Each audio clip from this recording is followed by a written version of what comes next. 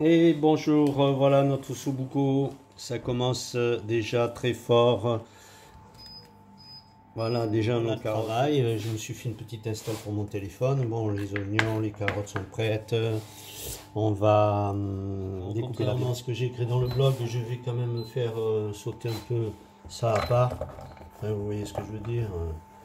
Et les carottes et les oignons. Et dans une autre casserole, enfin, on va découper déjà le... Voilà, comme je l'ai dit, on va découper la viande. Alors évidemment, j'ai oublié de la sortir du congélateur parce qu'on peut la congeler aussi.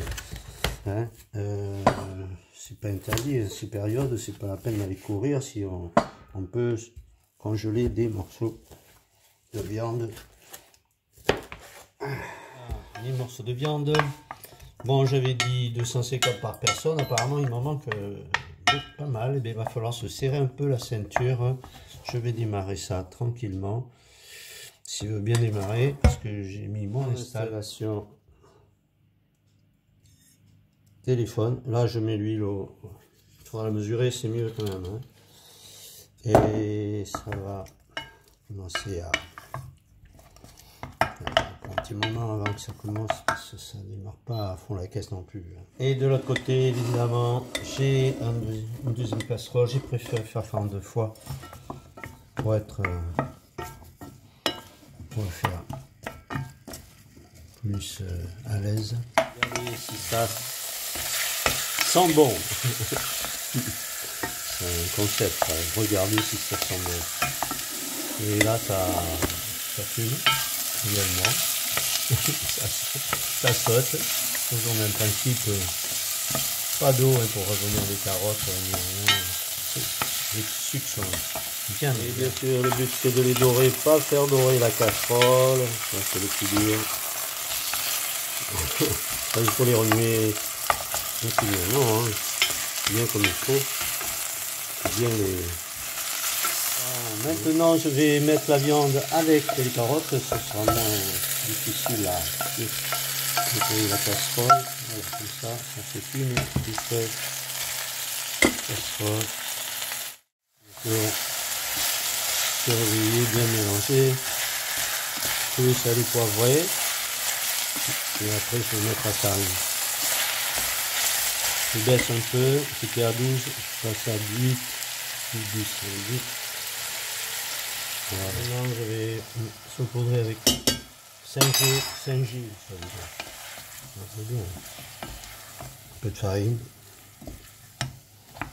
Et maintenant, je vais rajouter du beurre, comme prévu.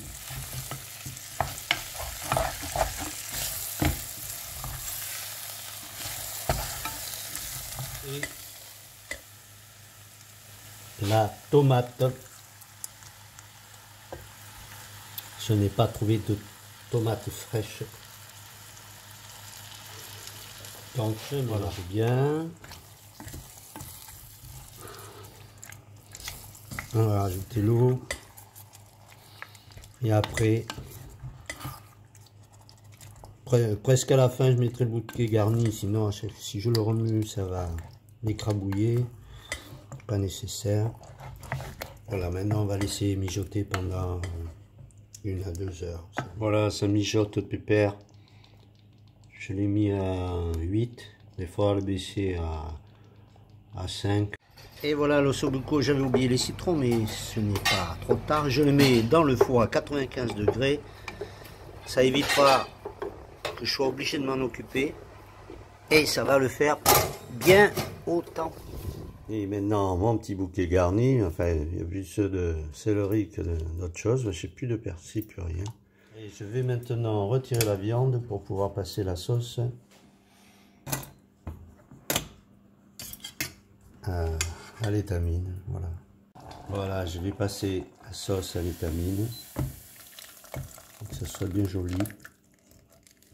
Et voici, une fois passé, je remets tout avec la viande. Je fais chauffer bien comme il faut et je sers au sobuco. Sans son morceau d'os, ça c'est plus un ossobuco. Et sa petite sauce. Il n'y a pas beaucoup de carottes là, mais bon. On va rajouter. morceau de viande de plus. Et des petites carottes. Un petit crouton et du pain au levain naturel. Bon appétit!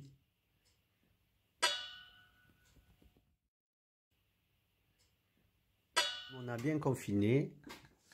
On a droit à un petit truc, Loupiac de chez Papy, de 1970. Non mais attends, je sais pas que c'est écrit comme château là, vas-y dis. C'est quoi?